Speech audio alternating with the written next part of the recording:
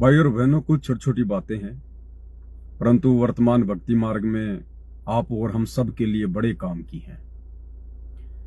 परमात्मा दास को प्रेरणा करते हैं किसी भी तरीके से, क्योंकि संदेशा यदि परमात्मा ने दिलवाना है तो परमेश्वर किसी भी घटना को अंजाम देंगे, और जो संदेशा संगत में दिलवाना है उसको परमात्मा दिलवा देते हैं।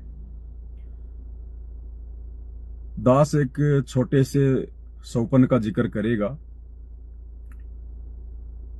और सोपन के माध्यम से जो घटना मेरे साथ में घटित हुई आज रात्रि को, वो दास आप जीवों के साथ में शेयर करना चाहेगा, क्योंकि परमात्मा ने प्रेरणा की। एक बहुत बड़ी शिक्षा है वो।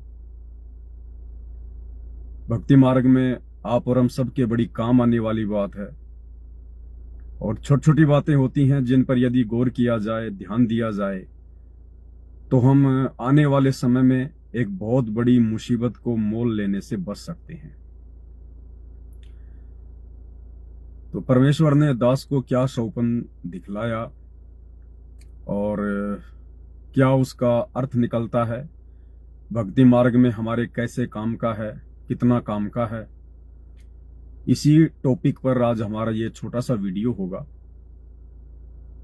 और दूसरी बात भाई और बहनों, अब देखो, संसार में जो भी व्यक्ति जिस भी संस्था से जुड़ा होता है, जो भी उसका व्यवसाय होता है, उसका बिजनेस होता है, उसका कार्य क्षेत्र होता है, वो व्यक्ति उसमें दिन रात अपनी श्वासें लगा देता है, अपना समय लगा देता है।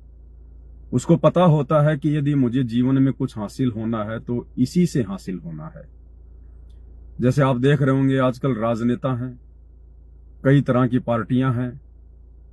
उन राजनेताओं का केवल एक ही टारगेट है, एक ही मकसद है कि हमने राजनीति में टॉप पर पहुंचना है, हमारी पार्टी को सबसे बड़ी पार्टी बनाना है, और उसके लिए वो दिन रात मेहनत करते हैं। देश विदेश, राज्य जिले, जहां भी घूमना होता है, मीटिंग है, सेमिनार है, धरने, प्रदर्शन, रैलियां, वो लोग दिन रात दौड़ते हैं, गाड़ियां ले लेके, ट्रेनों में, बसों में, होटलों में रुकते हैं, पैसे की कोई चिंता नहीं करते, और सुबह से लेकर शाम तक उनके संपर्क में भी उसी प्रकार के लोग रहेंगे, और बात बात पे वो लोग लाइव आएंगे। बात बात पे रात को होटल में रुके हैं, कोई भी संदेशा देना है तुरंत लाइव आएंगे, गाड़ी में चल रहे हैं तुरंत लाइव आएंगे। इसी प्रकार यदि कोई यूट्यूबर है और उसका बिजनेस केवल यही है कि छोटे छोटे वीडियो लोगों के लिए बनाए जाएं, मुद्दा चाहे कोई भी हो, लोगों को पसंद आने चाहिए, क्योंकि मेरे वीडियो ज्यादा से ज्यादा लोग शेयर करेंगे तो मुझे ज्यादा से ज्यादा पैसा मिलेगा। केवल उनका यही एकमात्र टारगेट होता है, और वो लोग सुबह से लेकर शाम तक उसी चीज के बारे में सोचते रहते हैं।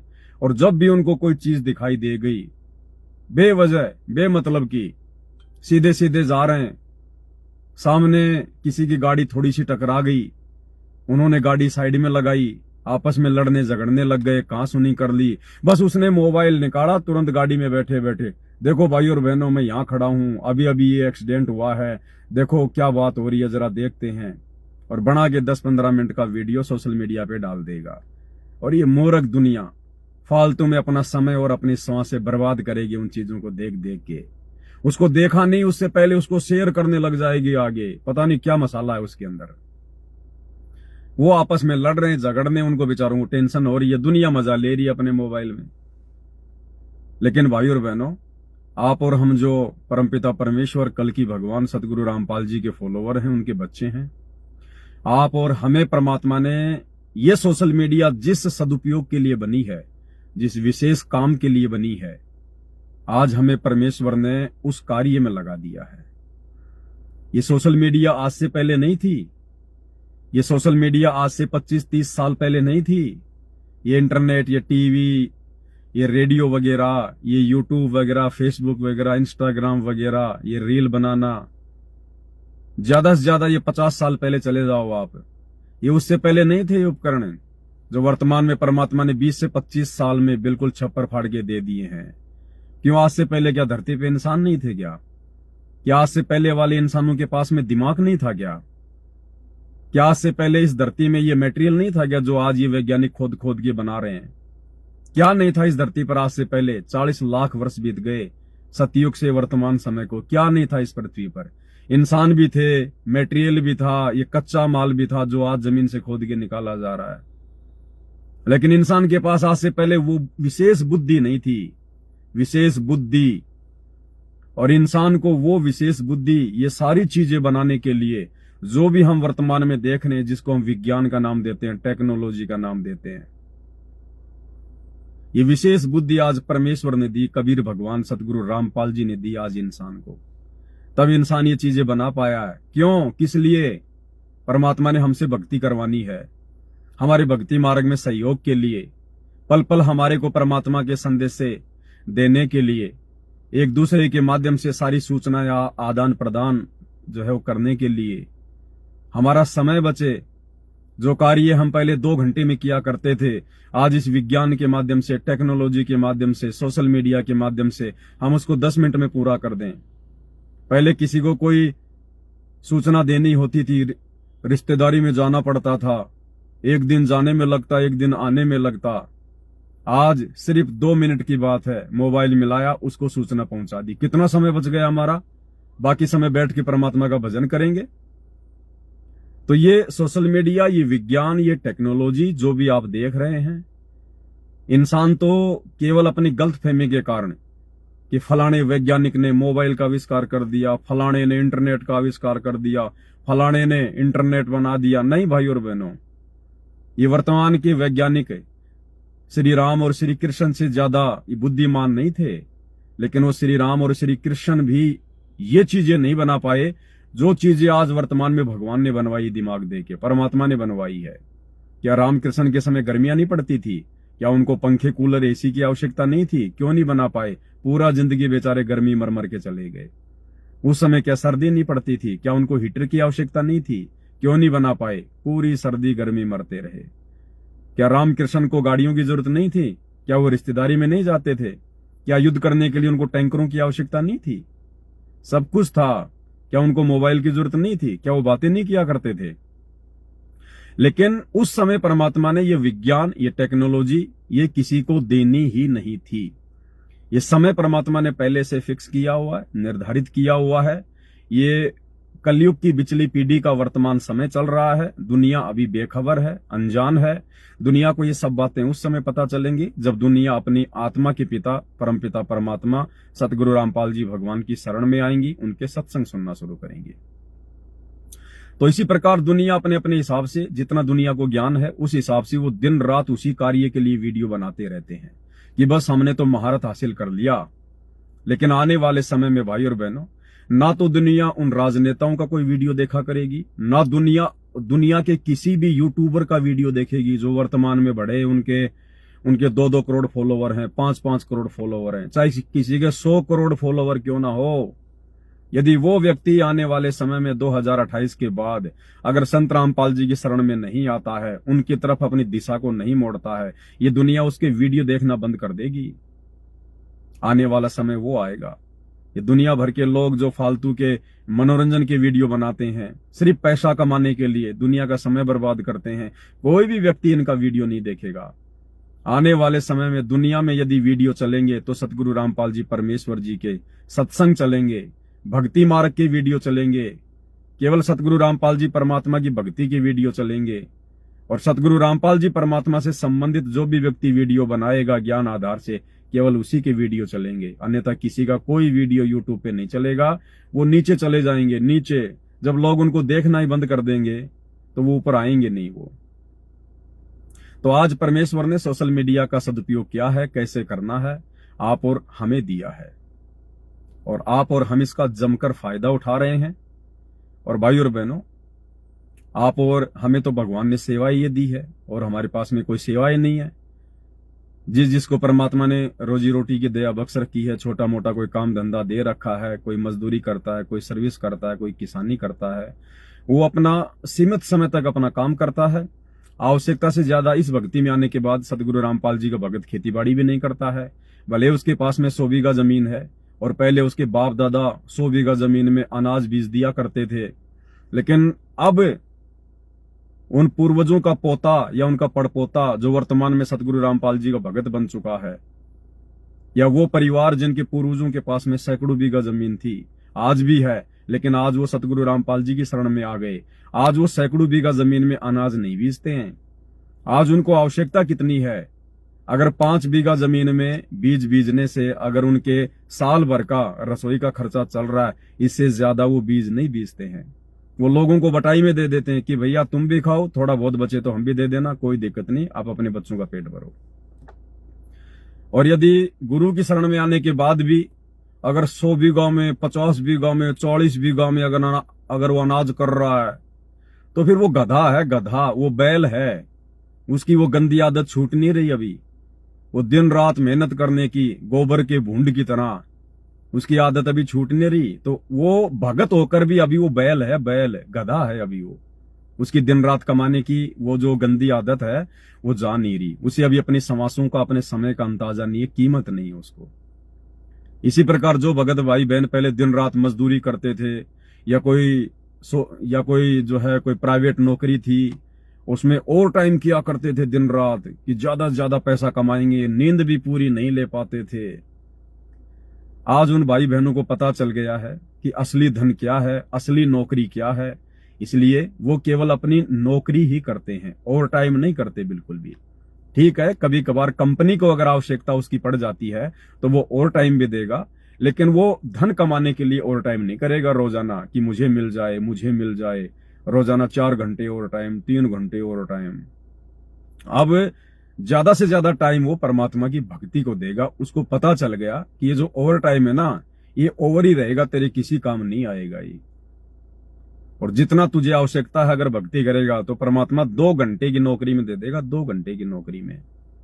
अब गधे कितना परमात्मा की भगत को कमाने की आवश्यकता नहीं है, क्योंकि भगत की भक्ति समझ में आने के बाद, नाम लेने के बाद नहीं, नाम लेकर जिसको ज्ञान समझ में आ जाएगा वो भगत बनता है। सतगुरु का शिष्य वो कहलाता है जो सतगुरु की शिक्षाओं पे चलता है। सतगुरु से नाम उपदेश लेते ही कोई उनका भगत या शिष्य नहीं बन जाता है। ये तो केवल एक छाप लग जाती है कि ये भगत जी है, लेकिन उसके अंदर भक्ति वाले गुण लक्षण प्रकट हुए या नहीं हुए हैं, उसके बाद वो भगत माना जाएगा। और जो परमेश्वर पर आश्रित हो जाएगा, गुरु पर विश्वास कर लेगा, ज्ञान को आधार बनाएगा और अपना टारगेट, अपना मोक्ष बना लेगा, उसके बाद परमात्मा उसको, जहां वो 8 घंटे नौकरी करके भी ढंग से परिवार का पेट नहीं पाला करता था, परिवार की आवश्यकताएं पूरी नहीं कर पाता था, आज वही भगत 5 या 6 घंटे काम करके और पहले से कहीं ज्यादा संतुष्टि प्राप्त करेगा। अगर उस पर गुरु की मेहर है तो, गुरु का आशीर्वाद है तो, और गुरु का आशीर्वाद रहेगा भक्ति करने से, मर्यादा में रहने से। तो आने वाले समय में ये जितनी भी भागा दौड़ मच रही है ना दुनिया में, विज्ञान के कारण, 2 टाइम की रोजी रोटी के कारण, फालतू की सुख सुविधाओं को संचित करने के लिए देखा देखी, वो गाड़ी ले आया मैं भी लाऊं, उसने मकान बना लिया हम भी बनाएंगे, वहां एक सस्ता प्लाट मिल रहा है, ये है मैं मेरे बेटे की शादी ऐसे करूंगा, वैसे करूंगा, इतने पैसे लगाऊंगा। ये जो देखा देखी चल रही है, जो कंपटीशन हो रहा है, ये आने वाले समय में कुछ तो प्राकृतिक आपदाओं के कारण इंसान की जेब वैसे ढीली हो जाएगी, इंसान का खून वैसे निकल जाएगा, उनको अपनी औकात याद आ जाएगी। जो आज बड़ी बड़ी फॉर्च्यूनर में चलते हैं वो साइकिलों पे आ जाएंगे, घुटनों पे आ जाएंगे वो आने वाले समय में, क्योंकि उनके पास भक्ति नहीं है, केवल उनके पास में धन है, भक्ति धन नहीं है। और ये जो संसार है, ये जो मनुष्य जीवन है, ये केवल भक्ति धन से चलता है, पाप और पुण्य से चलता है। ये इंसान को लगता है केवल पैसे से सब कुछ चलता है, नहीं। वो पैसा भी जो तेरे पास में है वो तेरे पिछले संस्कार से है, तेरे किसी जन्म की भक्ति से है। पाप और पुण्य से ये 21 ब्रह्मांड चल रहा है, पैसों से नहीं चलता ये। पैसा तो पाप और पुण्य के हिसाब से इंसान के पास रहता और जाता है। तो कुछ तो वैसे प्राकृतिक आपदाओं की मार अभी आने वाली है, समय ज्यादा नहीं है, शुरुआत वैसे हो चुकी है। देखो कैसे बड़े बड़े भूकंप भी आने शुरू हो गए, क्योंकि 2028 युग परिवर्तन का समय है। और अब ज्यों ज्यों हम आगे बढ़ेंगे, हम लोग परेशानियों को ही सहन करते जाएंगे, हमारा सामना परेशानियों से होता चला जाएगा ज्यादा ज्यादा। जैसे कहीं पर कोई बहुत तेज कोई आग जल रही हो और हम आग से दूर खड़े हैं जहां पर हमारी कोई विशेष दिक्कत नहीं है, अब यदि हम उस आग की तरफ बढ़ना शुरू करेंगे तो हमारे शरीर का तापमान बढ़ता चला जाएगा, बढ़ता चला जाएगा। एक एक कदम हमारे को वो जो है तपन देगा, तपन। तो इसी प्रकार 2028 युग परिवर्तन का समय परमेश्वर के द्वारा निर्धारित किया हुआ है, और ज्यों ज्यों हम उस समय की तरफ आगे बढ़ेंगे, केवल परेशानियों के अलावा अब दुनिया को कुछ नहीं मिलेगा। थोड़ी बहुत राहत यदि कोई प्राप्त करेंगे उस समय में, केवल वही करेंगे जो वर्तमान में परमेश्वर की शरण में है। कौन परमेश्वर? ये राम कृष्ण, 33 करोड़ देवी देवता, ब्रह्मा विष्णु महेश, मुसलमानों का नकली अल्लाह, उनके पीर पैगंबर, 24 अवतार। ये परमेश्वर नहीं है, ये भगवान नहीं है, परमात्मा नहीं है। वो तो मुर्दे हैं, मुर्दे। वो तो जा चुके हैं संसार छोड़ के, उनका कोई लेना देना नहीं है। वो हमें ना कुछ दे सकते, ना हमारा कुछ वो ले सकते। आप केवल उनकी जीवन लीला से शिक्षा ले सकते हो। इससे ज्यादा आपको वो 1 रुपया नहीं देने वाले, रोटी का एक टूक नहीं देने वाले। वो देगा कौन? जो वर्तमान में धरती पे होगा, जो जिंदा होगा। और भाई वो परमेश्वर वर्तमान में कबीर देव, सतगुरु रामपाल जी के रूप में वर्तमान में धरती पे प्रकट है।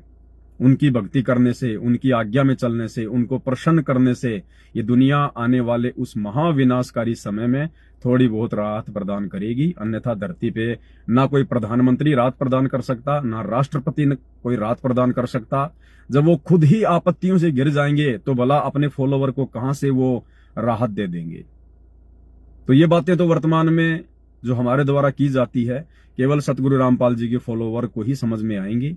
बाकी जो जगत वाले हैं उनको अभी इन चीजों का आभास नहीं है। उनसे तो हम यही प्रार्थना करेंगे, आप उस कल की भगवान सतगुरु रामपाल जी के सत्संग सुनना शुरू कीजिए। धीरे धीरे थोड़ा थोड़ा समय निकालकर।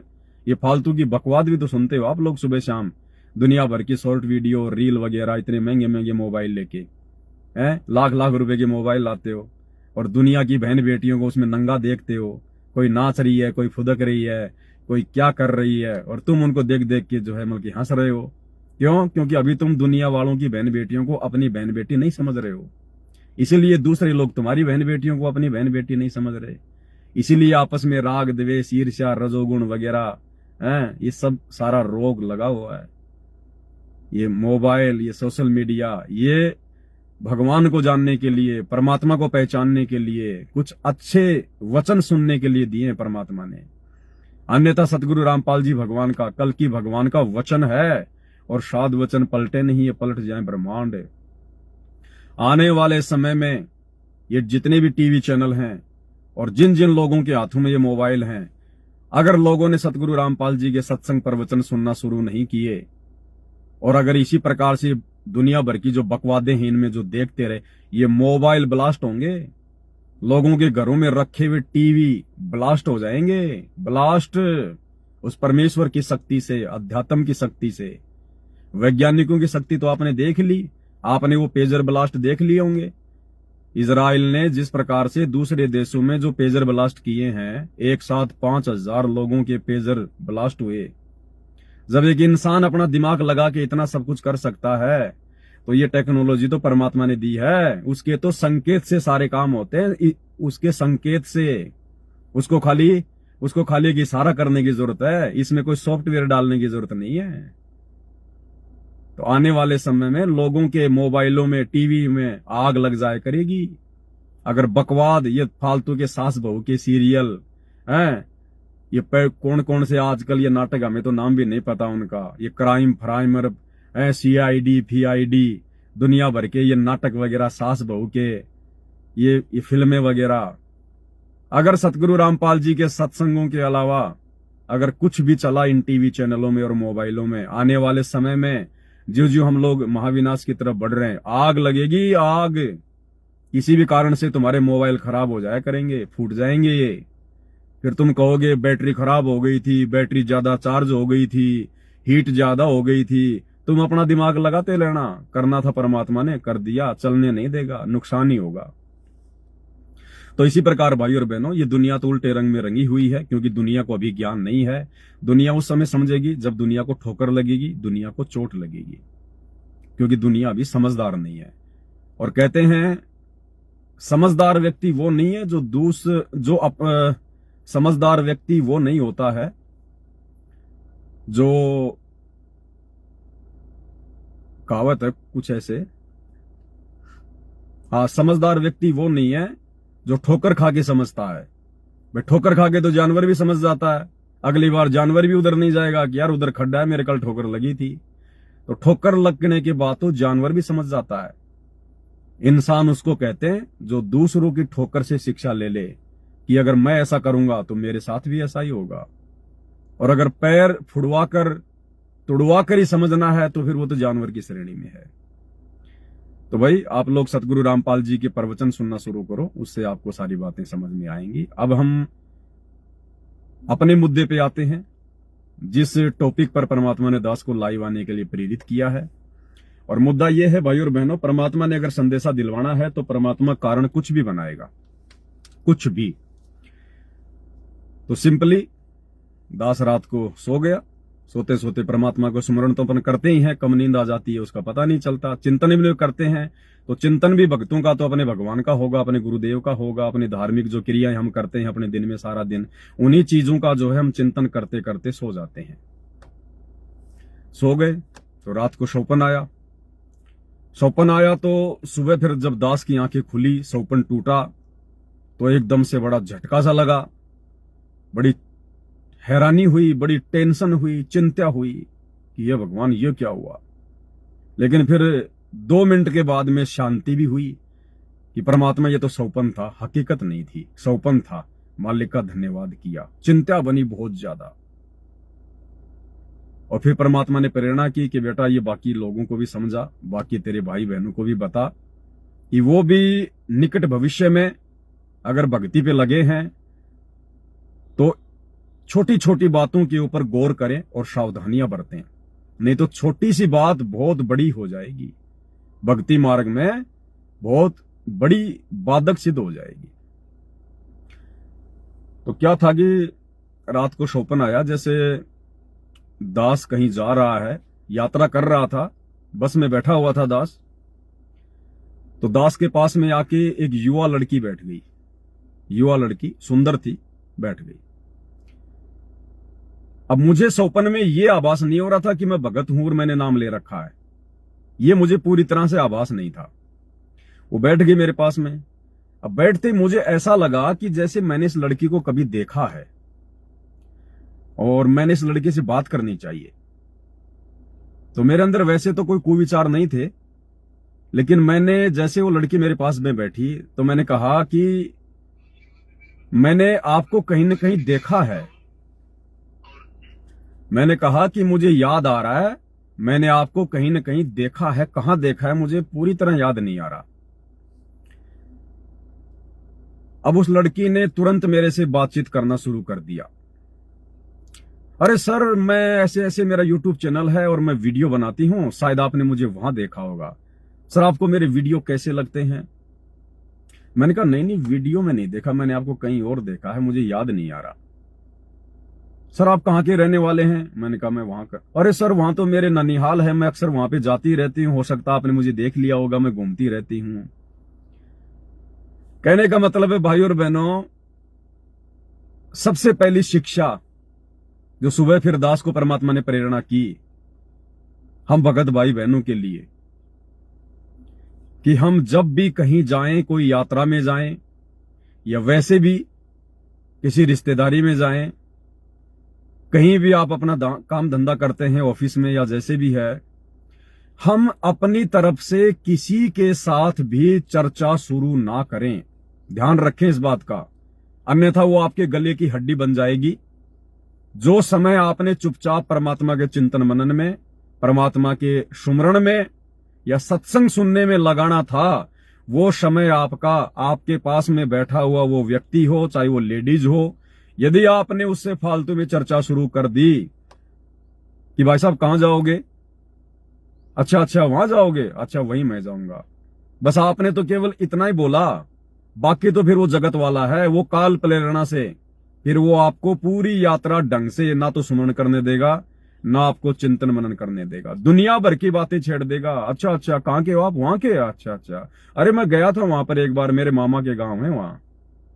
अच्छा आपके उधर अब की बार कौन जीतेगा, कुछ आपको आइडिया पता है? या वैसे कर देगा यार उधर जमीनों के क्या भाव हैं? या भाई साहब आप क्या काम करते हो, आपके बच्चे क्या करते हैं? जगत के पास और कुछ बातें नहीं है। वो दुनियादारी की बातें घुमा फिरा के आपका समय बर्बाद करेगा। हो सकता है 2 मिनट चुप हो जाएगा। अब वो भगत तो है नहीं, उसको ज्ञान तो है ही नहीं, काल उसके अंदर फिर से कोई नई चीज पैदा कर देगा। अच्छा भाई साहब ये बताओ अब की बार क्या होने वाला है? लोग कहते हैं ये मोबाइलों में ऐसा चल रहा है, भविष्यवाणी ऐसे हो रही है, ये हो रही है। वो आपको 2 मिनट भी शांति से भक्ति नहीं करने देगा। तो सबसे अच्छा तरीका है आप उनसे बातचीत ही शुरू मत करो। वो अगर आपसे कुछ अगर वो बात करता है कि भाई साहब कहां जाओगे, तो बोल दो भाई मैं वहां जाऊंगा। उसके बाद आप मत कहो कि भाई साहब आप कहां जाओगे। वो सवाल कर रहा है, उसको करने दो, आप उससे सवाल मत करो। वो आपसे 2 सवाल करेगा, ज्यादा से ज्यादा 3 करेगा। फिर वो देखेगा कि ये आदमी रुचि नहीं ले रहा है, तो वो भी फिर अपना मोबाइल में लग जाएगा देखने, कुछ आपका पीछा छूट जाएगा। यदि कोई आपसे सवाल करता है और यदि आपने भी उससे सवाल करने शुरू कर दिए, तो काल फिर इंटरेस्ट लेना शुरू कर देगा। फिर वो नई नई बातें खोद खोद के लाएगा, आपका वो समय बर्बाद हो जाएगा। और जैसा सोचोगे पूरे दिन में, वैसा ही फिर रात्रि में आपको सपने आएंगे। संध्या आरती करेंगे, सुमरण करेंगे, वही बातें उस व्यक्ति के साथ, उस बहन के साथ हमने जो यात्रा में की या जैसे भी की, वही बातें सारी हमारे भजन के समय ये काल दिमाग में लेके आएगा। हमारा भजन भंग होगा। और हमने तो अपनी तरफ से किसी से कोई बातचीत करनी नहीं है। हम तो बिल्कुल जीवित मरे हुए हैं। हम तो दुनिया की तरफ से मरे हुए हैं। हमने अपनी तरफ से कोई बातचीत किसी से शुरू नहीं करनी है। ये सबसे पहली शिक्षा है। अगर शांति चाहते हो तो, अगर अपने मन को मैला होने से या अपने मन को डिस्टर्ब होने से बचाना चाहते हो, तो इतना भी ध्यान रखना है, अगर आपको लगता है कि उस बस में 3 नंबर की सीट पे आपके गांव का या आपका कोई रिश्तेदार आसपास का, जिससे आपके कोई ज्यादा कोई संबंध नहीं है, वैसे ही भाईचारा है आपका, हल्का फुल्का आपका नाम गांव पता है, अगर आपने देख लिया कि आगे 3 नंबर सीट पे वो व्यक्ति बैठा हुआ है, अरे वो यार स्कूल के समय में वो मेरा जो है वो क्लास फेलो था, मेरा सहपाठी था, हम दोनों साथ साथ जो है 12वीं क्लास में पढ़ा करते थे, अरे यार 10 साल हो गई, मैं तो शहर चला गया, ये पता नहीं आजकल क्या कर रहा होगा। अरे वीरेंद्र, अरे भाई कौन, अरे नहीं पहचाना, अरे पवन, अरे हाँ, अरे गई फिर सारी भैंस पानी में। फिर वो या तो आपको अपने पास बुला लेगा कि आजा आजा मेरे पास सीट खाली आजा, या फिर वो खाली सीट देख के आपके पास आ जाएगा। या काल प्रेरणा से वैसे भी काल सीट नहीं है, तो भी वो आपको डिस्टर्ब करने के लिए कि ये व्यक्ति कहीं ढंग से ये भजन ना कर ले, उसको काल प्रेरणा करेगा। आपकी सीट के पास में आके बस के ऊपर का डंडा पकड़ के खड़ा रहेगा। उसको अपने दुख की तकलीफ की कोई चिंता नहीं है, आपका समय बर्बाद करेगा। अरे यार पवन इतने दिनों बाद मिला, कहाँ रहता है यार, तू बहुत ज्यादा बदल गया, चेंज हो गया। अरे यार तेरा कोई अता पता ठिकाना ही नहीं है, कहाँ रहता है आजकल, क्या करता है यार, 10 साल हो गए हमारे को स्कूल छोड़े हुए। फिर क्या करोगे? वो राम कहानी चाहे तुम 20 घंटे कर लो, उसका कोई अंत नहीं है। तो अगर हम ऐसा कोई व्यक्ति देख भी लें जिससे हमारा विशेष कोई काम नहीं है, विशेष कोई मतलब नहीं है, जब तुम 10 साल से उसे नहीं मिले और बिना मिले जब भाई उसका भी काम चल रहा है और तुम्हारा भी अच्छा काम चल रहा है, तो क्यों जबरदस्ती का रिश्ता बांध रहे हो? हाँ, जगत वाले व्यक्ति तो इन चीजों में इंटरेस्ट लेंगे क्योंकि उनके पास में भक्ति नहीं है, उनके पास वो ज्ञान नहीं है। लेकिन हम भगत जानबूझ के आफत मोल ना ले। वो बैठा तो बैठा रहने दे और भगवान से अरदास कर कि परमात्मा ये पीछे मुड़ के ना देख ले।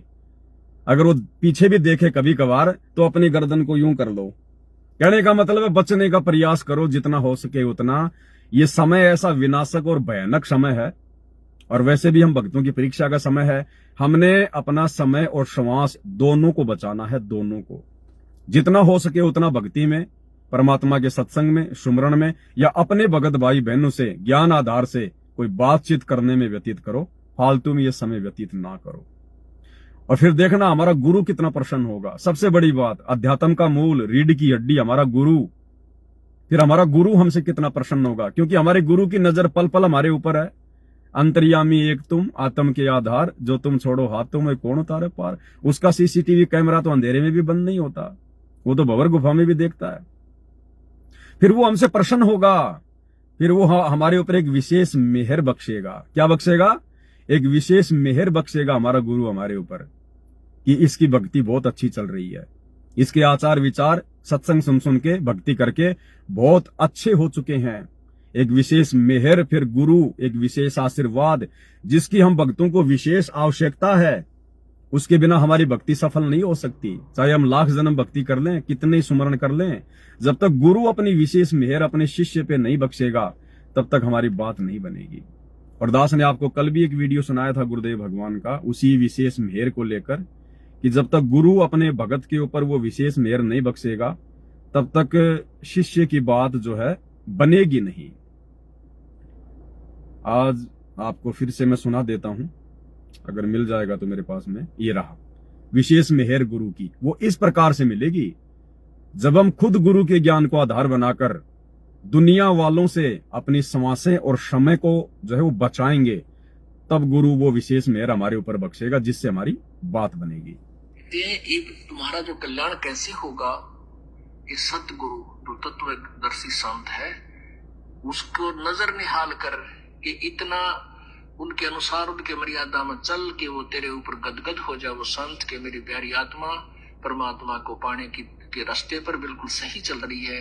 तो अंदर से जो एक हिलोर आती है संत के अंदर से, जिस भक्त की, जिस बहन भाई की क्रियाओं से जो प्रसन्न हो जाता है कि सही मर्यादा में चल रहा, तो वो जो एक रजा आती है उसके बाद फिर एक उसकी प्रति कसक जाती है कि बहुत अच्छी, और परमात्मा अपने बच्चे पर मेहर रखना, ऐसे ही चले।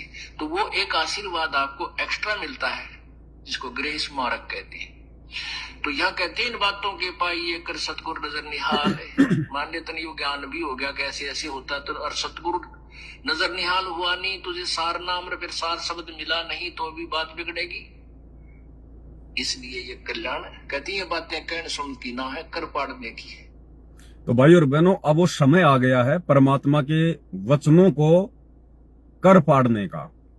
अब वो समय आ गया है कि जो जो वचन हमारे गुरुदेव ने हमें दिए हैं, हमें कहे हैं, अपने जीवन में लागू करने के लिए, अमल करने के लिए, जो वाणियां हम नित्य नियम में रोज हम पढ़ते हैं, जो सत्संग हम सुनते हैं, अब उन गुरु वचनों को हम भक्तों ने अपने जीवन में अमल करने का वो समय आ चुका है। अब देखा देखी फॉर्मेलिटी नहीं चलेगी, नहीं तो आने वाले विनाशकारी समय में जहां दुनिया वाले परेशान होंगे, भक्तिहीन लोग जहां परेशान होंगे, वहां भगत भी परेशान होंगे जो भगत अपने गुरुजी के वचनों पे अमल नहीं करेंगे। तो सबसे पहली शिक्षा हमने बिल्कुल भी अपनी तरफ से, चाहे कोई परिचित हो, चाहे कोई अपरिचित हो, चाहे हम यात्रा में हो, चाहे कहीं भी हो, हमने अपनी तरफ से किसी से कोई विशेष बातचीत शुरू नहीं करनी है। हमने उन लोगों के संपर्क में आने से बचना है।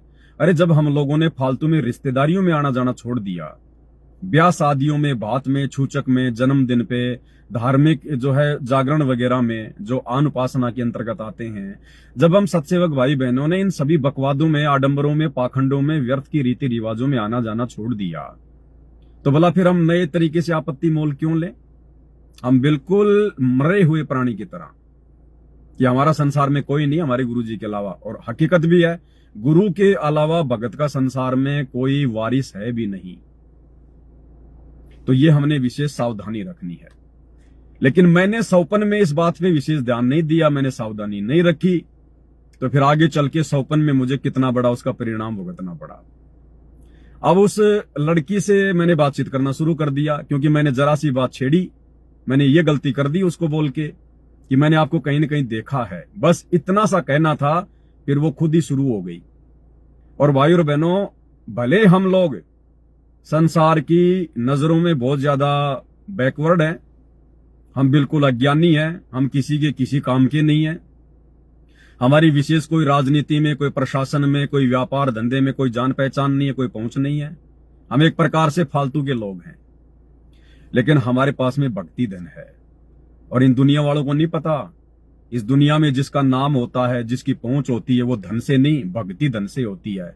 क्योंकि जिनके पास आज धन है, चाहे वो मुकेश अंबानी हो, अनिल अंबानी हो, चाहे वो कोई भी, चाहे किसी देश का प्रधानमंत्री, राष्ट्रपति हो, वो अपने पिछले जन्म की भक्ति से आज उस पोस्ट को प्राप्त है, उस मंत्री पद को प्राप्त है। पाप और पुण्य से ये दुनिया चलती है, धन से दुनिया नहीं चलती, भक्ति धन से चलती है।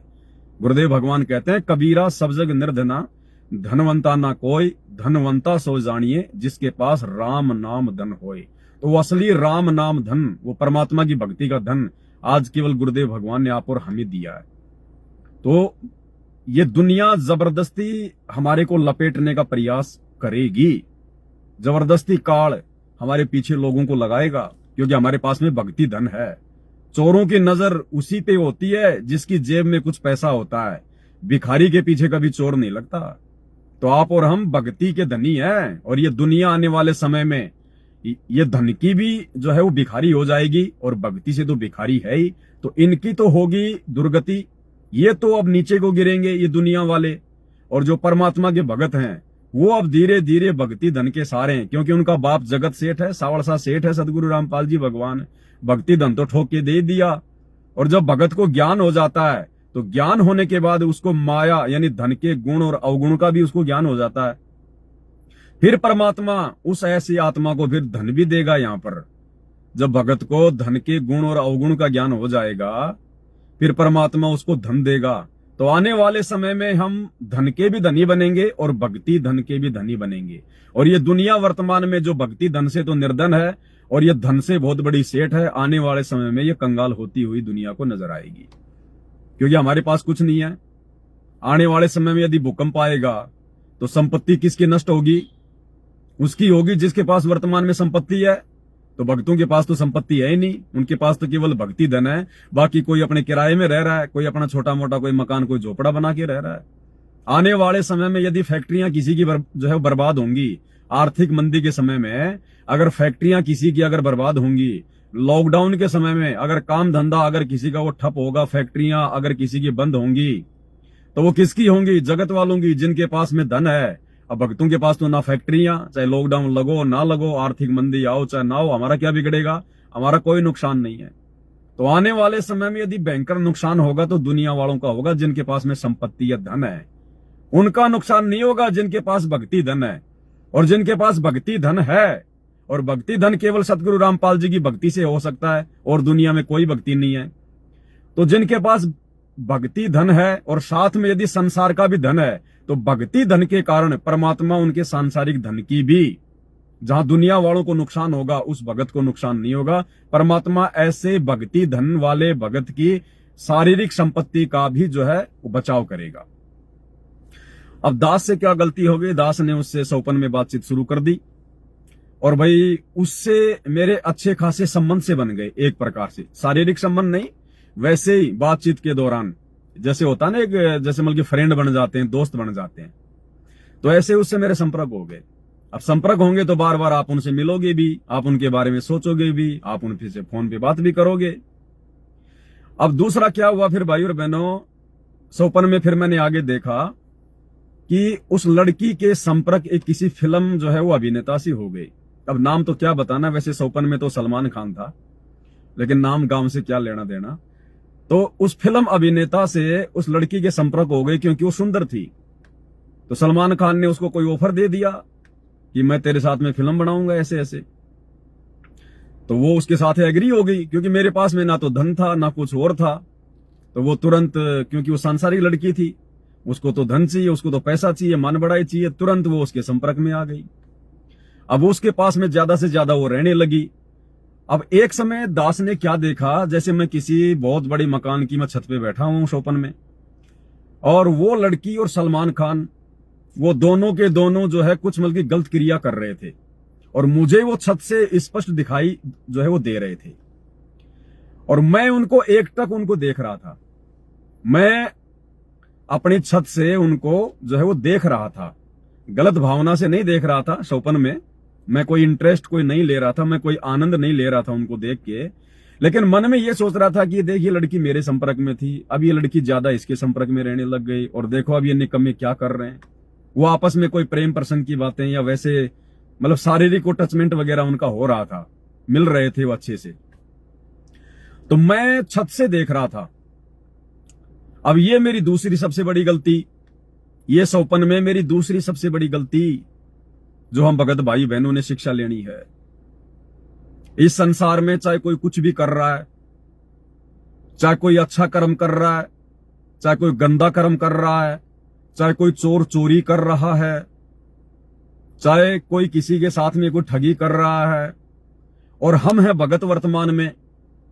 हमारा कार्य क्षेत्र है अलग, दुनिया का कार्य क्षेत्र अलग है। दुनिया तो वही करेगी संसार में जो लोग धन प्राप्ति के लिए करते हैं, ऐशो आराम के लिए करते हैं, काल के वशीभूत होके जो करते हैं।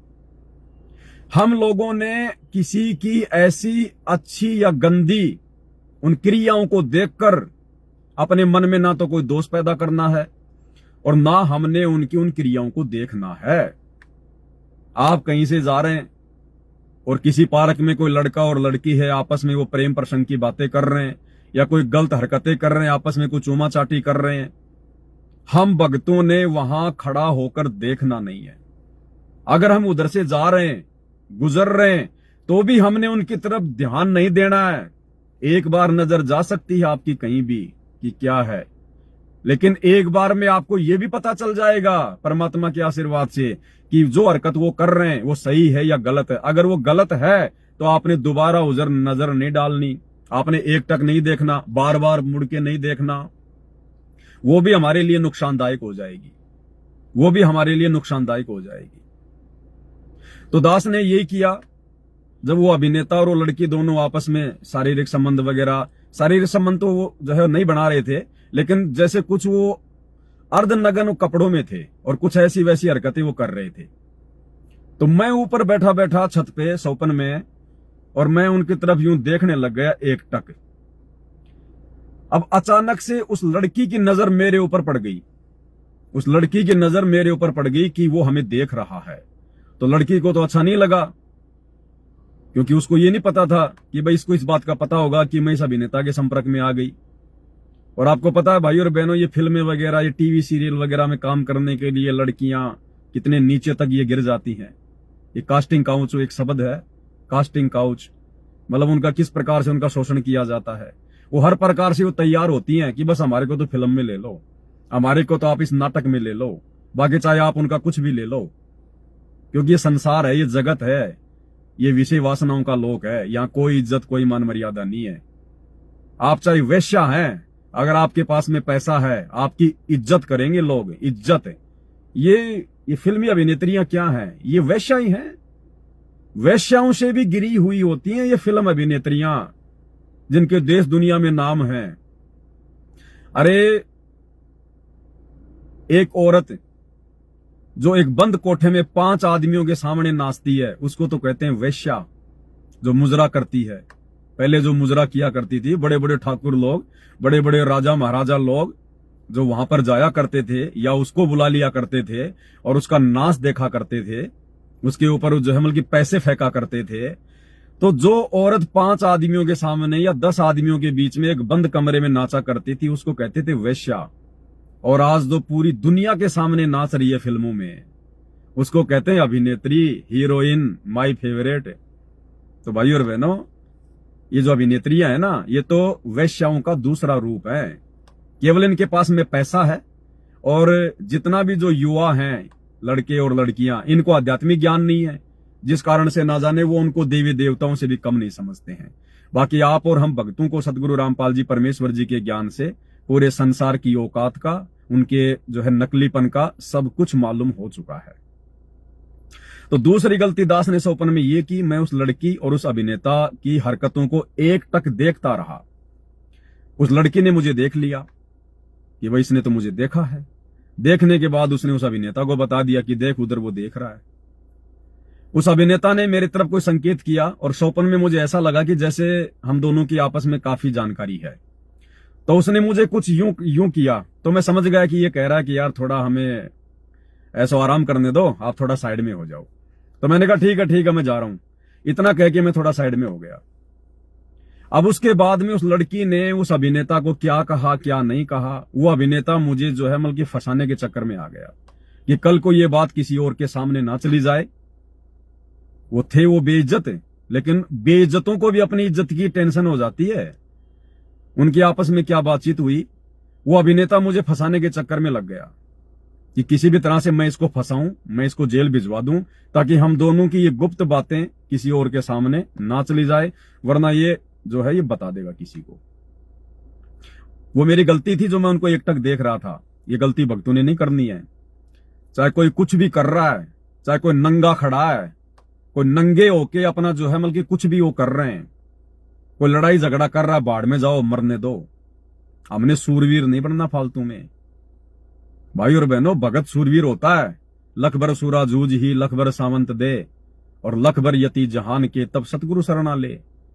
ये सूरवीर के जन्म हमने असंख्यों बार भोगे हैं, लेकिन वर्तमान में हमें भक्ति का सूरवीर बनना है। वो पहले वाले सूरवीर के जन्म जो हम भोग चुके हैं ना, अब हमने वो पहलवान नहीं बनना, हमने वो सूरवीरता नहीं दिखानी कि दो आदमी आपस में लड़ रहे हैं, एक जो है कमजोर को मार रहा है, तो हम भगत जो है कमजोर का लेके पक्ष और उसको ठोकने लग गए, उसको मारने लग गए। ये सूरवीरता हम पहले दिखा चुके हैं। वर्तमान में हमने उस प्रकार की सूरवीरता नहीं दिखानी है, बिल्कुल भी।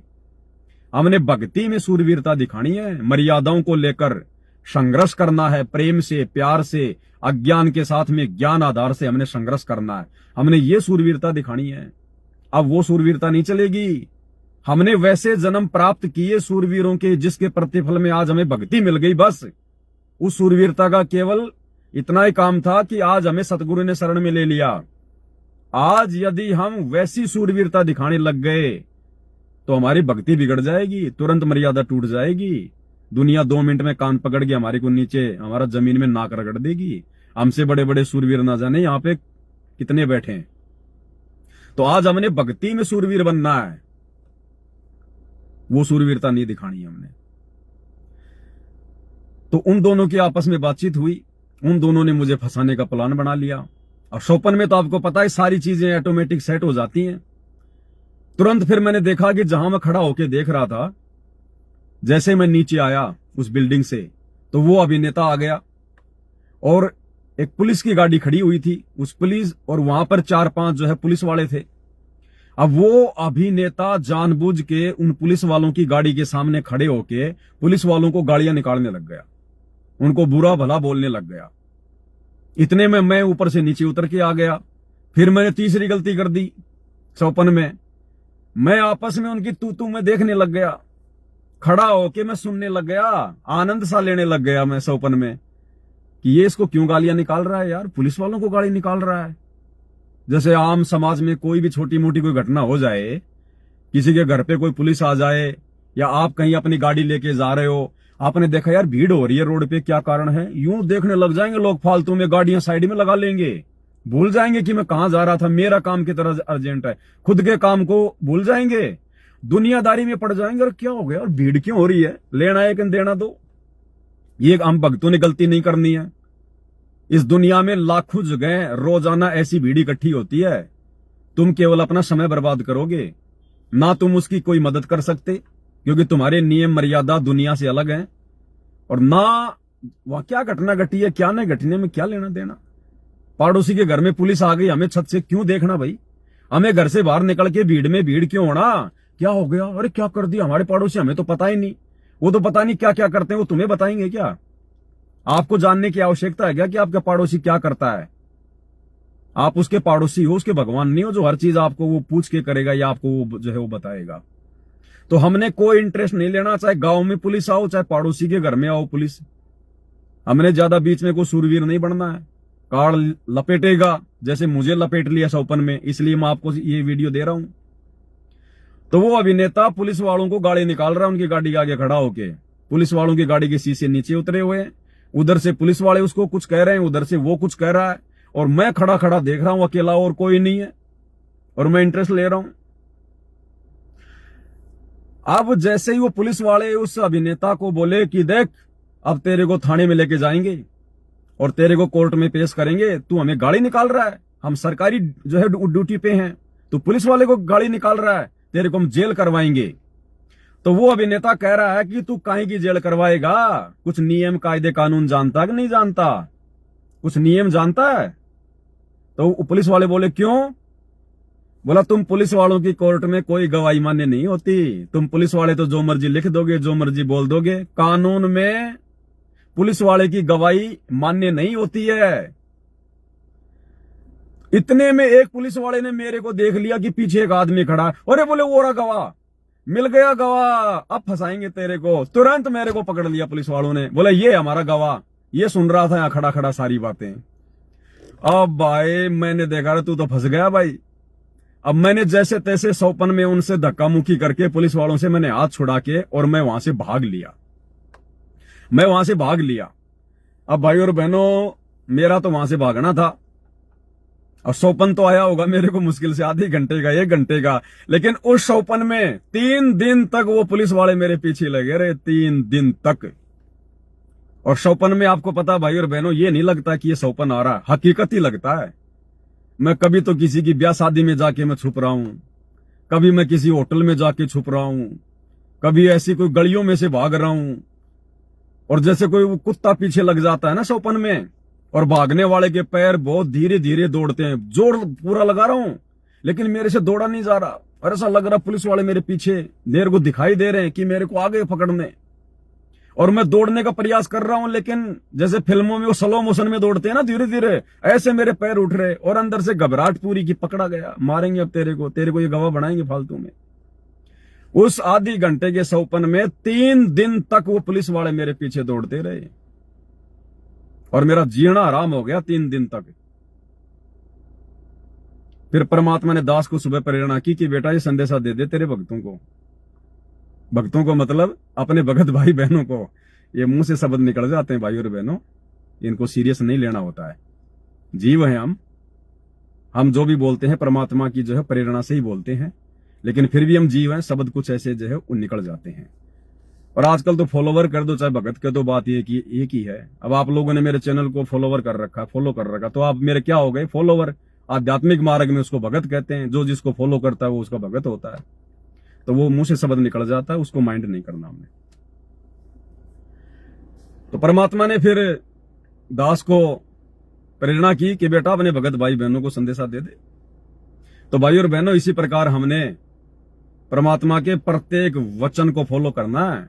और परमात्मा का शब्द भी यही कहता है, भाई और बात तेरे काम न आवे, तू संतों शरण लाग रे, के सोवे गफलत में बंदे, जाग जाग नर जाग रे, जाग जाग नर जाग रे। ये भाई ये और बातें, यानी भक्ति मार्ग में भक्ति के अलावा और अपनी रोजी रोटी के अलावा भगत के लिए बाकी और बातें फालतू की बातें हैं, ये हमारे किसी काम नहीं आएंगी। कोई मर रहा है, कोई जल रहा है, कोई कट रहा है, कोई लड़ाई झगड़ा कर रहा है, कुछ भी है वो कर रहे हैं, उनके अपने संस्कार हैं। हमने बीच में जाके सूरवीर की भूमिका नहीं निभानी, क्योंकि हमें पता है, आज हमें पता चल गया इस बात का, अगर 2 व्यक्ति आपस में लड़ रहे हैं, झगड़ रहे हैं, एक आदमी जो है कमजोर है, एक उसको जबरदस्ती मार रहा है, और यदि हमने बीच में जाके एंट्री कर दी तो हमने उनके पिछले जन्म के हिसाब किताब में डिस्टर्ब कर दिया। क्योंकि यहां तो बिना संस्कारों के चेहरे पे फुंसी भी नहीं हो सकती किस ब्रह्मांड में। ये कर्म प्रधान क्षेत्र है। अगर किसी के चेहरे पे कोई फुंसी भी हो रही है ना, तो उसके किसी संस्कार से हो रही है, वो कर्म से हो रही है, ऐसे नहीं हो सकती। यहां पर इतना जबरदस्त नियम है यहाँ का, सत का राज धर्म राय कर ही, अपना किया शबे दंड भरी।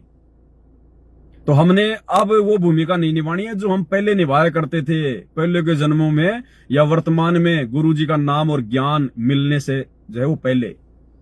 फालतू में जाके हम लोग सरपंच बन जाते थे मान बढ़ाई के चक्कर में, ये फलाने फलाने आदमी ने उन दोनों भाइयों का निपटारा करवा दिया, उनका समझौता करवा दिया। अरे भैया उसकी बात मानेंगे, उसकी बात मानते हैं लोग, उसको लाओ बुला के।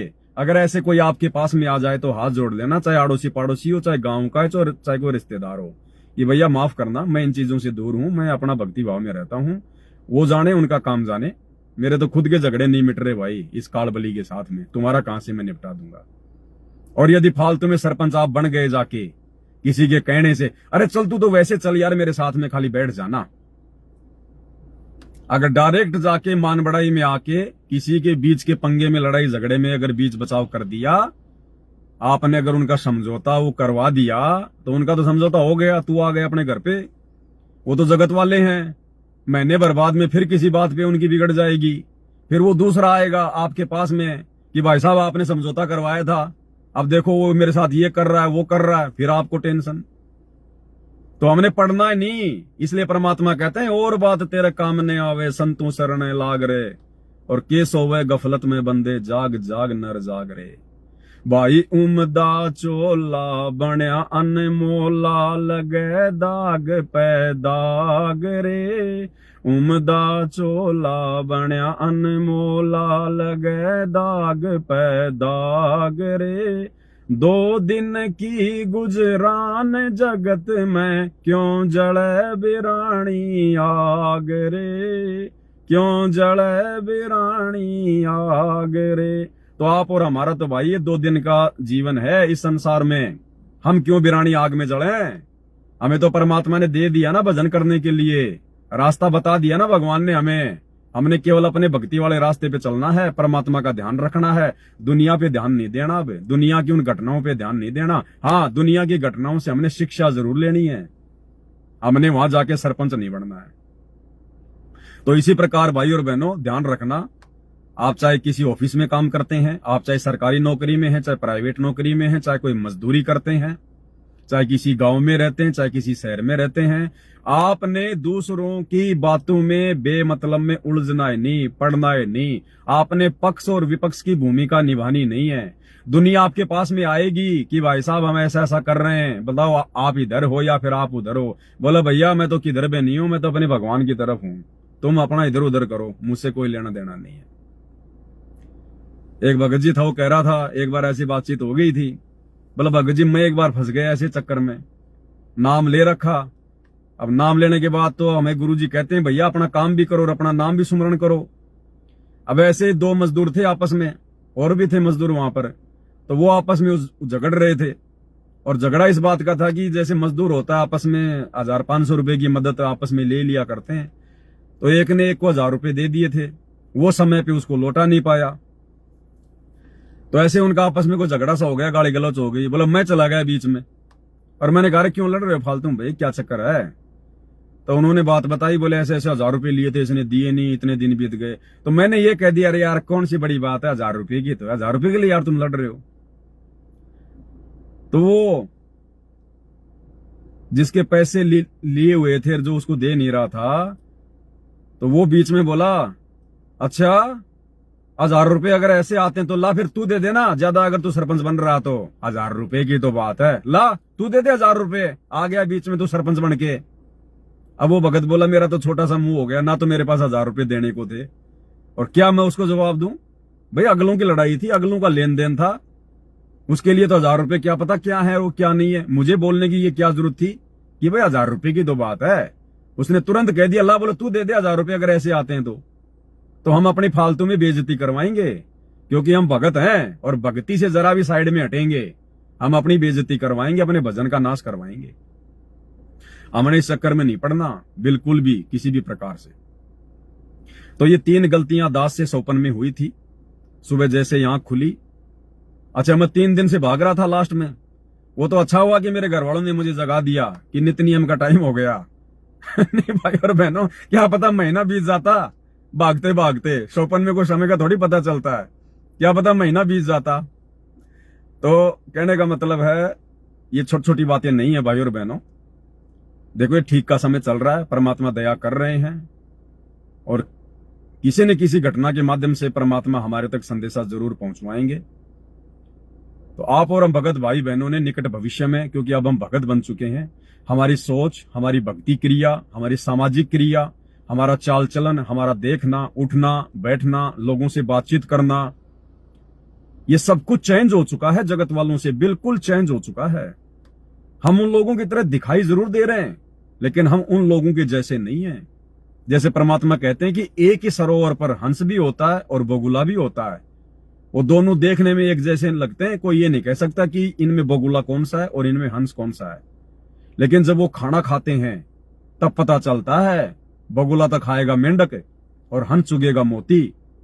तो आप और हमारा जगत वालों से बहुत कुछ बदल गया, चेंज हो गया है।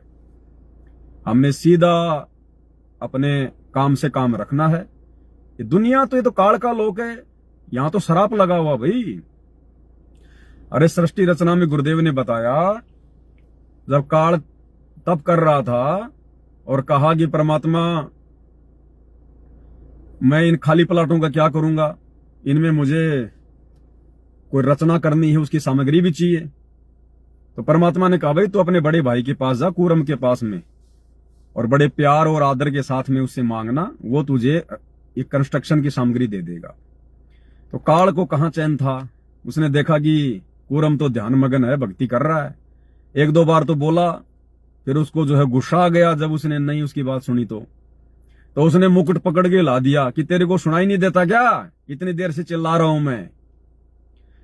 अब कूरम का तो ध्यान लगा हुआ था परमात्मा में, और जैसे मुकुट हिलाया उसने तो मुकुट में से 5 तत्व निकले, पृथ्वी अग्नि जल वायु आकाश। ये सूक्ष्म रूप में थे, बीज रूप में, और बाहर आते ये फैल गए, क्योंकि नियम है परमात्मा का। तो उसने देखा यार इनमें और कोई न कोई चीज होगी, जब इतनी चीज निकल गई तो। अच्छा, उनको मालूम कैसे पड़ा इस बात का? उसने जो पहला मुकुट जब उसने कूरम का उतारा, उसमें से 5 चीजें निकली। 5 चीजें निकलते ही वो जो मुकुट था, उस मुकुट से आवाज आई कि भैया ये छोटे वाला मुकुट और उतार, इसमें भी है। उसने छोटे वाले को भी लाया, उसमें से ये रजगुण, तमोगुण और ये सतोगुण, ये 3 जो है ये गुण निकले। वो लेके दौड़ पड़ा वहां से। इतने में कूरम की आंख खुल गई। कूरम ने देखा मेरे साथ इसने बदतमीजी की है। तो उसने परमात्मा में ध्यान लगाया, परमात्मा से उसने शिकायत करी कि पिताजी ऐसे ऐसे वो आया था मेरे पास में, और ऐसे ऐसे वो बदतमीजी करके वो चीजें ले गया, और मैं उसको पीटूंगा, गढ़ूंगा मैं उसको। परमात्मा ने कहा कोई बात नहीं बेटा, छोटा है, गलती हो गई, बड़ों का फर्ज है, माफ करना। कूरम शांत हो गया। फिर परमात्मा ने कूरम से कहा था कि बेटा आज के बाद उसके लोक में कभी भी शांति नहीं रहेगी। जिस प्रकार उसने आज यहां पर ये जल्दबाजी दिखाई है ना, ये बदतमीजी की है ना उसने अपने बड़े भाई के साथ, इस सतलोक में ऐसी गलती करने वाले के परिवार में, उसके देश में, उसके राज्य में, उसके शासनकाल में कभी शांति नहीं रहती। तो परमात्मा ने उसी समय जो है मतलब कि विधान बता दिया था, श्राप दे दिया था। श्राप का मतलब सतलोक का विधान, कि उसके 21 ब्रह्मांड में घर घर में ऐसे झगड़ा रहेगा, उसके पूरे 21 ब्रह्मांड में ऐसे अशांति रहेगी। शांति नाम की चीज नहीं होगी।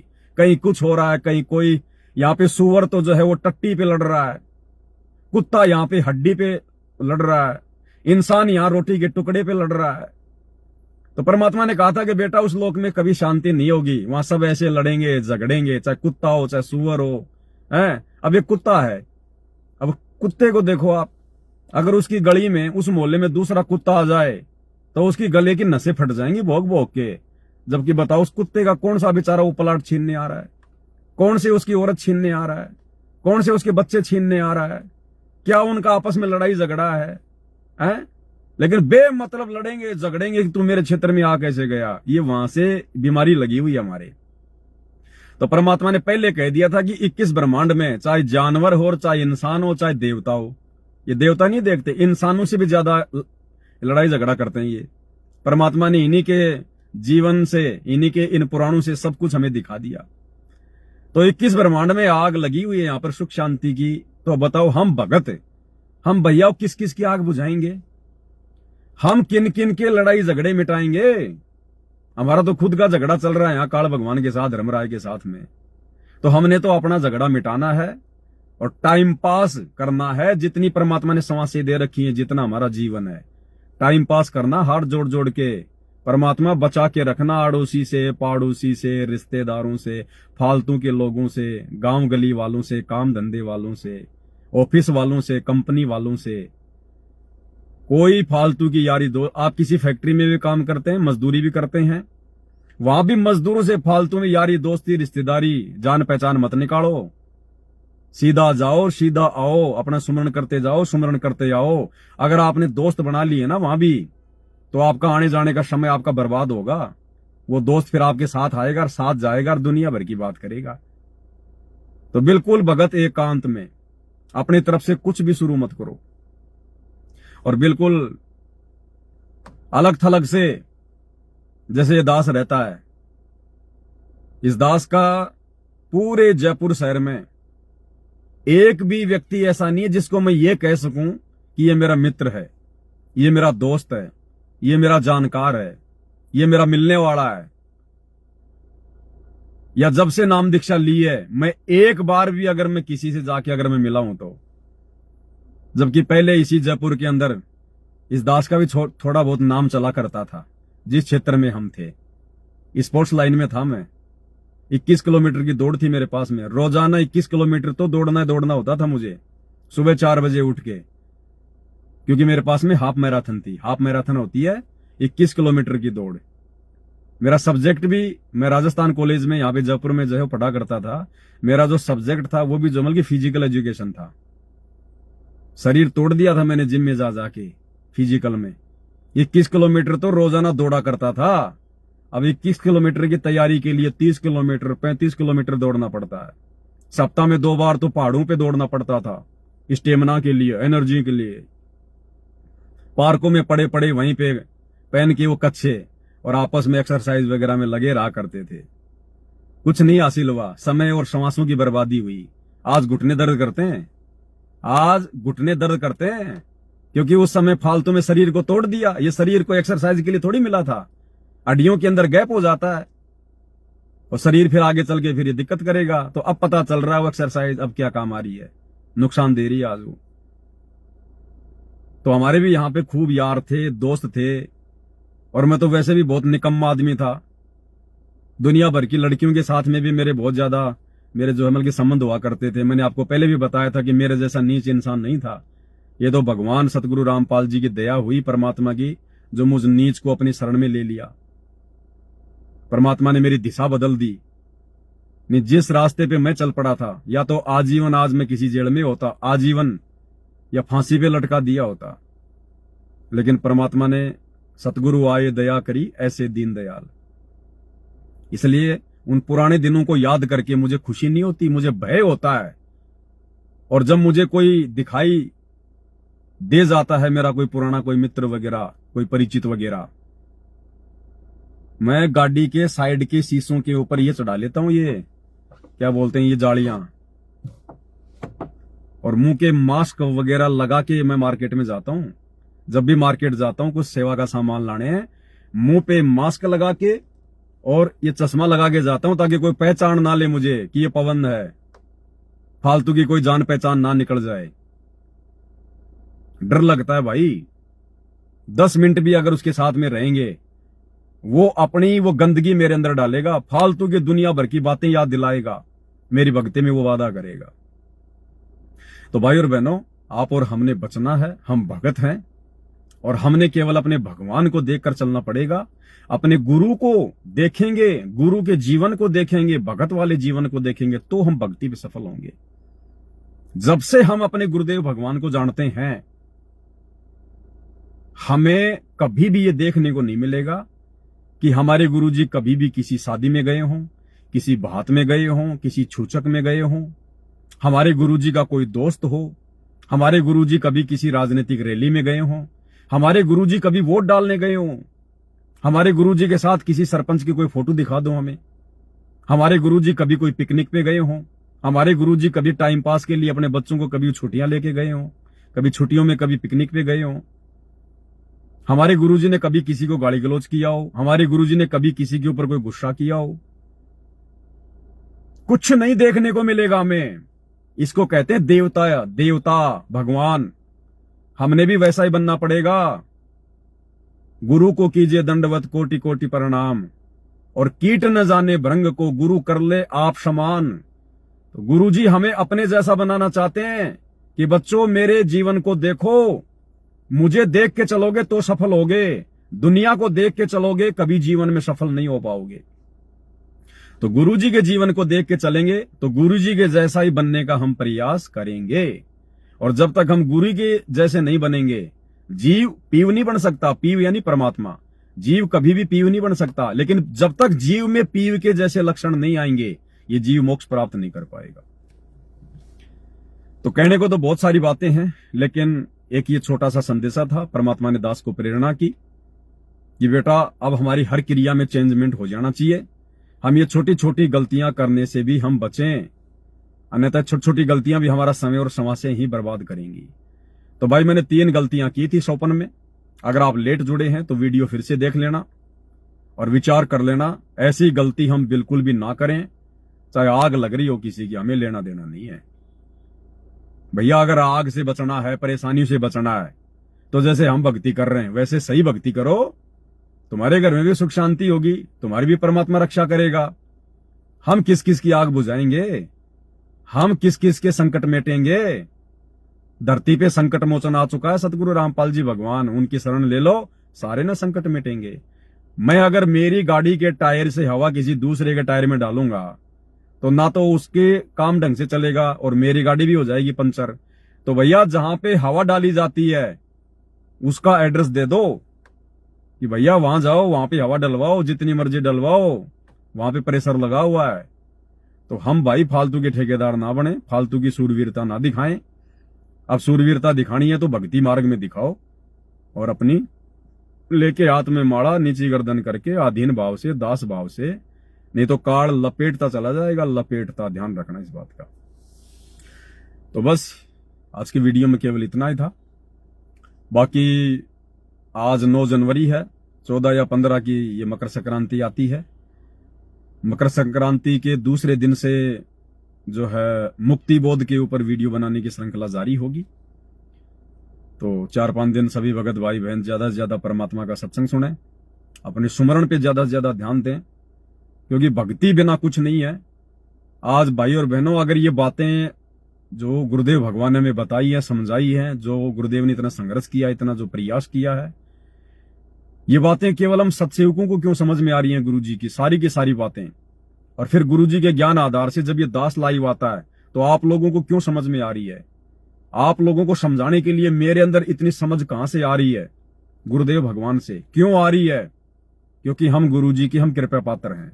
आप और हमारे ऊपर गुरु जी की विशेष मेहर है, तो हमने तो इस मेहर को बना के रखना है, इस मेहर को। और मेहर ये तभी बनेगी जब हम अपने गुरु के अनुसार चलेंगे और भक्ति को प्रथम महत्व देंगे। अपने काम धंधे, व्यापार, नौकरी से भी ज्यादा महत्व जब हम भक्ति को देंगे कि काम बिगड़े तो बिगड़ने दे, 1 घंटा लेट हो रहा तो होने दे, पहले अपनी भक्ति है, पहले तीनों समय की आरती है, पहले अपना ये प्रथम मंत्र सतनाम है, उसके बाद में बाकी सांसारिक काम है। क्योंकि अब हमें पता चल गया है उस सांसारिक काम के बिना, चाहे वो कितना अर्जेंट क्यों ना हो, उसके बिना हमारा काम फिर भी चल जाएगा, लेकिन इस भक्ति के बिना हमारा काम नहीं चलेगा। और सांसारिक उन कार्यों से हमारी भक्ति नहीं बन सकती, लेकिन भक्ति से सांसारिक कार्य भी परमात्मा बनाएगा। तो हमने भक्ति को प्रथम प्रायोरिटी देनी है। दुनिया तो नादान है, अनजान है, आध्यात्मिक ज्ञान से कोसों दूर है। इसलिए दुनिया का तो मकसद केवल उनको जन्म से ही माँ बाप के द्वारा, रिश्तेदारों के द्वारा, समाज के द्वारा केवल यही बताया जाता है कि बेटा धन पैसा है तो सब कुछ है, नहीं तो कुछ नहीं है। तो वो तो पूरी जिंदगी पैसे को लेके चलता है। लेकिन आप और हमें गुरुजी ने बता दिया, कबीरा सब जग निर्धना, धनवंता ना कोई, धनवंता सो जानिए जा पे राम नाम धन होए। एक फोन आ रहा है, किसका उठा लेते हैं। हेलो सत साहिब जी। सत साहिब जय बंदी छोड़। जय हो बंदी छोड़ की। भगत जी, वो जैसे अभी आपने शोपन का जिक्र किया था जी, तो दास को भी क्या ये शोपन दोस्त बहुत मतलब परेशान करते, बीच बीच में, हफ्ते में 2 दिन में, 5 दिन में से। भगत जी देखो, शौपन दोष एक नेचुरल जो है वो प्रोसीजर है जी। शौपन में अगर शौपन दोष हो रहा है जी तो उसके 2 कारण होते हैं भगत जी। जी। सबसे पहला कारण तो है हम दिन भर में हम क्या सोचते हैं, क्या हम लोग देखते हैं, क्या हम लोग मोबाइल में देख रहे हैं, क्या क्या हम लोग बातें कर रहे हैं जी। उसी अनुसार फिर वही बातें फिर रात्रि में आएंगी, फिर वो शौपन में। क्योंकि हमारा शरीर एक मशीन है, एक कंप्यूटर है। जी। ठीक है। यदि आप इस प्रकार से कुछ भी कोई वो हरकत, कोई क्रिया फालतू का मोबाइल में देखना सेकना यदि आप नहीं करते हैं जी, और उसके बाद भी यदि आपको शौपन दोष होते हैं जी, तो फिर वो हमारे शरीर का कोई खान पान का फिर ऐसा कोई वो प्रोसीजर है। और फिर उसमें भगत जी हमारे को कोई दोष नहीं होता, क्योंकि शौपन में हमारे ऊपर कोई जो है कंट्रोल नहीं होता है। जी। तो शौपन में चाहे हम कोई अच्छा काम कर रहे हैं, चाहे हम कोई बुरा काम कर रहे हैं, शौपन में हमें कोई दोष नहीं लगता है जी। लेकिन शौपन से फिर हमें ये सावधानी जरूर बरतनी है कि ऐसा मेरे साथ बार बार क्यों हो रहा है, मेरे विचारों में कोई कमी है, या मेरे खान पान में कोई कमी है, या मेरी क्रिया में कोई कमी है, तो उसमें धीरे धीरे फिर अपना जो है वो सुधार करो। बिल्कुल भगत जी, वही दास ने मैंने कहा भगत जी से एक बार जानकारी तो ले लूं कम से। हाँ ठीक है जी। जी जी भगत जी, यही था, बस यही पूछना। सत साई भगत जी। सत साई।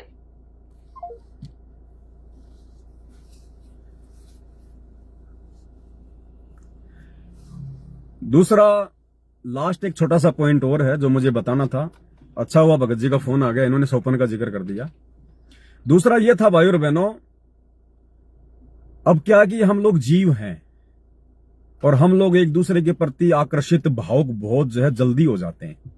ये एक जीव की एक कमजोरी बताई परमात्मा ने। इसका फायदा भी मिलता हमें और इसकी एक कमजोरी भी है। अब फायदा जो मिलता है वो तो हमें मिल गया क्योंकि हमने गुरु जी को उसी भावुकता से लिया, हमने गुरु जी के सत्संग सुनने में रुचि दिखाई, तो हमारे को उस चीज का फायदा मिल गया। और नुकसान इसका यह है कि यदि अब हमने अपने गुरु के अलावा यदि किसी अन्य जीव को यानी किसी भगत भाई को ज्यादा महत्व देना शुरू कर दिया भावुकता में आके, उसकी किसी ऐसी बातों के ऊपर भावुक होके, तो फिर हम नुकसान उठा जाएंगे। तो बहुत सारे भाई बहन क्या करते हैं, भगत जी मुझे ये सपना आया, भगत जी मुझे वो सपना आया। तो भगत जी देखो, दास कोई काउंसलर नहीं है, दास ने कोई कंसल्टेंसी कोई कंपनी नहीं खोल रखी है कि आप लोग मुझसे शेयर करो फिर मैं आपको बताऊं। भक्ति मार्ग से संबंधित बातें, गुरु जी के ज्ञान से, सत्संग से, पुस्तकों से संबंधित बातों के लिए आप भाई बहनों से डिस्कस 100 बार करो। लेकिन आपकी जो पर्सनल लाइफ है, जो पर्सनल जो परिवार का मैटर है, आपको क्या सपना आया है, अब इन चीजों के लिए भी यदि आप दूसरों पर डिपेंड रहना सीख जाओगे तो ये बहुत बड़ी कमजोरी है। ये भी काल ठगेगा फिर त्रिकुटी पे। भाई आपको गुरुजी ने ज्ञान दे रखा है, आप पे दया कर रखी है, आप जी भक्ति कर रहे हो, अब आप स्वयं उन चीजों का निर्णय करो कि मुझे जो सपना आया वो क्यों आया है। मेरी दिन में किसी गलत हरकत के कारण आया है या किसी और कारण से आया है, या काल मुझे जो है डगमग करना चाहता है, या जो है परमात्मा मेरी कोई परीक्षा ले रहा है। तो अब उस भगत ने खुद विचार करना पड़ेगा। छोटी छोटी बातों के लिए दूसरे भगतों पर डिपेंड होगे।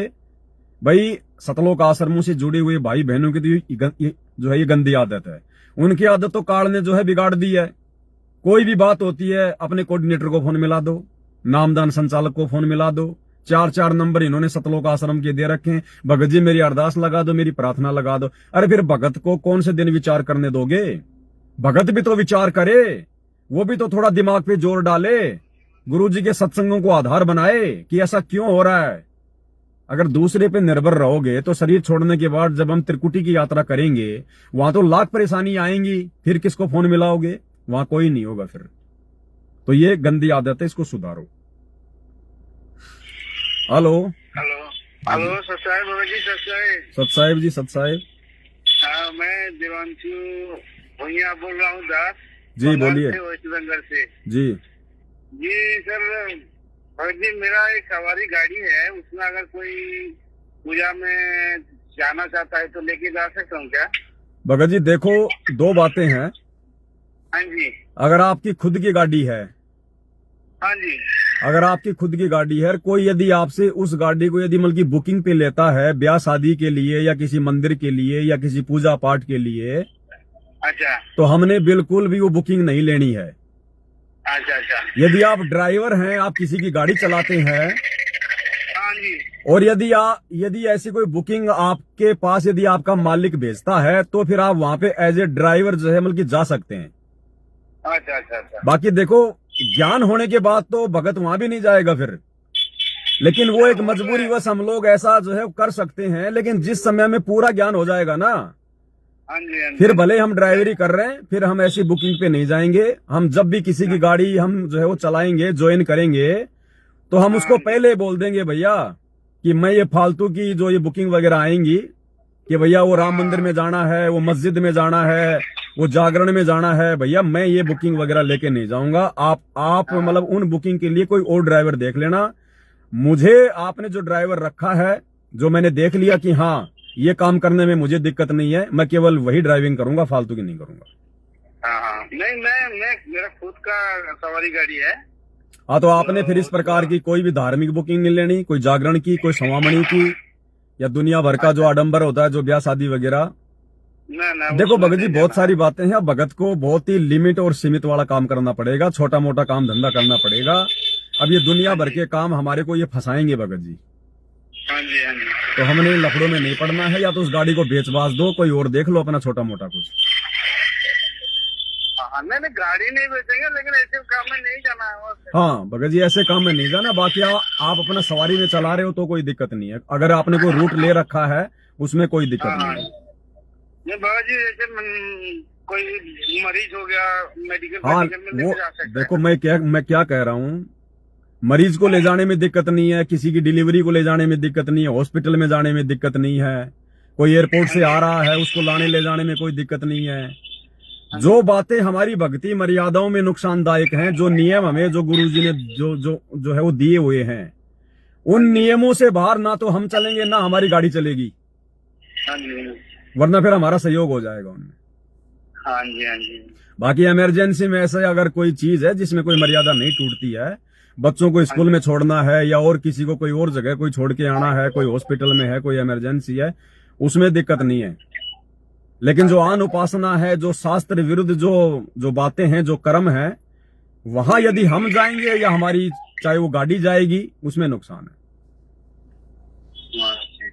इन चीजों का ध्यान भगत रखो। जी, भगत जी और एक बात है, जो राशन की बात होता है, जो उसमें जो मोफत में देता है सरकार ने, तो उसको तो हम लोग नहीं ले रहे हैं, लेकिन आप एक बार लाइव आए थे, बोला उसे कुछ मुद्रा दे के लेना हो तो ले सकते हैं। नहीं, मैंने ये कहा भगत जी, राशन चाहे सरकारी हो चाहे प्राइवेट हो, अगर सामने वाला यदि उसका पैसा लेता है, सरकार ने यदि कीमत उसकी निर्धारित यदि वो की हुई है, हाँ जी, तो वो कीमत दे के लेना है, वो कीमत वाला अनाज लेना है, चाहे सरकारी हो चाहे बाहर का हो। मुफ्त का हमने ना सरकार का लेना ना किसी और का लेना। नहीं भगत जी, मैं ये नहीं बोल रहा हूँ, मैं बोल रहा हूँ अगर राशन में हम पैसा दे के लिया, वो तो पैसा सरकार नहीं ले रहा है। ना ये गलती मत कर देना। अगर डीलर को यदि आप जी पैसा लेके यदि मतलब कि सस्ते के चक्कर में अगर आप गेहूं या कुछ और चीज आप ले रहे हो, हाँ जी, तो आपने तो उसको डीलर को पैसे दे दिए, डीलर थोड़ी देगा सरकार को पैसे, क्योंकि वो तो फ्री में आ रहा है। वही बात तो मैं वो बोल नहीं लेना भगत जी, वो फिर गलत हो जाएगा, आपके पैसे का दुरुपयोग होगा फिर।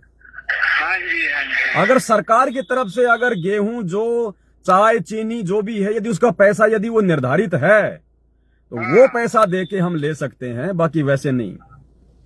तो वही बात को लेके एक बार हम बहस हो गया, बोलता है ऐसे ऐसे बोला, हम बोला नहीं ऐसे बात नहीं हो सकता है अगर किसी भाई ने मुझसे पूछा होगा तो हो सकता है मैं उसके सवाल को जो है मतलब कि समझ नहीं पाया हूँगा। हाँ, वो समझ नहीं पाया, तो वो मेरे को बोला था, नहीं जो पवन भैया ने बोला ऐसे ऐसे, हम बोला ऐसा कोई बात नहीं है, अगर सरकार लेता है तो हम उसको देंगे, बिल्कुल अगर नहीं लेता तो मैं कैसे देंगे। बिल्कुल, फिर नहीं लेना, फिर पॉकेट में हमको नहीं लेना है, पॉकेट में नहीं लेना, वो सस्ते के चक्कर में नहीं लेना फिर। हाँ, ठीक है भैया जी, सब साहेब जय बंदी छोड़, जय बंदी छोड़। सत्साई भाई और बहनों, दया है परमात्मा की। अब भाई और बहनों, अगर इसी प्रकार से अगर ये बातें ज्ञान चर्चा, परमात्मा इन्हीं बातों से तो प्रसन्न होता है। वो अंतर्यामी यही देखने के लिए तो इसी समय के लिए तो हिसार जेल में जाके बैठा है अपने मिशन के लिए। उसको इसी प्रकार के बच्चे चाहिए, उसको ऐसी ही संगत चाहिए जो अपने गुरु के ज्ञान को आधार बना के स्वयं डिसीजन ले, फैसले ले भक्ति मार्ग के, अपने सामाजिक जीवन के, हम कैसे अपनी मर्यादा बचा सकते हैं, कैसे हमारी भक्ति बचेगी। तब परमात्मा प्रसन्न होगा कि हाँ अब ये बच्चे अपने पैरों पे खड़े हो गए। तब परमात्मा खुशी खुशी यहां से सतलोक के लिए विदा होगा। अन्यथा हर युग में परमात्मा नाराज होके दुखी होके गया है। तो अब हमने परमात्मा को नाराज नहीं करना है। और यही बातें भाई और बहनों जो सात संगति में होती है, दास लाइव आके करता है। अगर इन सतलोक आश्रमों में शुरू हो जाएं, जबकि कितना अच्छा मौका उनके पास में अपने को कर्म बनाने का। इन आश्रमों में इन्होंने बड़े बड़े आश्रम खोल रखे हैं, लाखों भगत वहां पर इकट्ठे होते हैं, 2-2 दिन रुकते हैं, 3 दिन रुकते हैं। उन आश्रमों में इतने बड़े बड़े भगत हैं जो 20-20 साल से जो गुरुजी के साथ में रहा करते थे, सार नाम मिल गया। एक भी माई का लाल ऐसा नहीं है उन आश्रमों में जो संगत को ये कह सके कि भैया देखो संध्या आरती हो गई है, सभी भगत भाई बहनों ने भंडारा ले लिया है, रात्रि के 10 बज गए या फिर 11 बज गए और बाल बच्चे सबके सो गए हैं। अब हम सभी भगत भाई बहन बैठ के परमात्मा की चर्चा करेंगे, एक दूसरे भगत भाई बहन की शंकाओं का समाधान करेंगे। किसी को कोई शंका है तो सवाल करो। और जो हमारे जो पुराने जो भगत जी हैं आश्रम में, जिनको आप और हमारे से बहुत ज्यादा ज्ञान है परमात्मा का, जिन्होंने परमात्मा की संगति करी है, वो भगत जी हमारी शंकाओं का समाधान करेंगे मालिक के ज्ञान आधार से। तो भाई और बहनों, उन आश्रमों में तो इतना अच्छा माहौल हो जाए, लेकिन ऐसा ये नहीं करेंगे, इनकी मजबूरी हो गई। अब ये क्या समझाएंगे भक्तों को? सारे तो इन्होंने उल्टे काम कर दिए, सारी तो इन्होंने मर्यादा तोड़ दी। अब भगत यदि कोई शंका जाहिर करेगा तो उसका क्या समाधान देंगे ये? क्योंकि वो उल्टा काम तो वो खुद करके बैठे हुए हैं।